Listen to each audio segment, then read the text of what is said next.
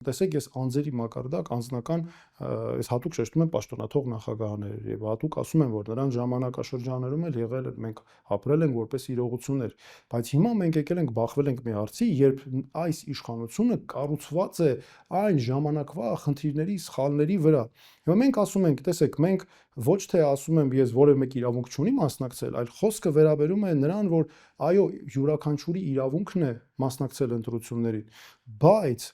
մենք պիտի նկատի ունենք, եթե դուք մասնակցում եք եւ նա դրանից ավելի է ուժեղանում, իսկ դա ճշմարտությունն է, դա իրականում այդպես է, դրա շուրջ է կառուցված, ապա ինչու ենք տալիս այդ հնարավորությունը նրան եւ եթե այո, այդ պայմաններում մենք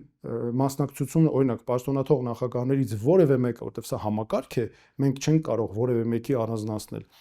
Եթե նրանցից որևէ մեկը մասնակցում է, տալիս է այդ հնարավորությունը, ապա այո, դա իմ կարծիքով եւ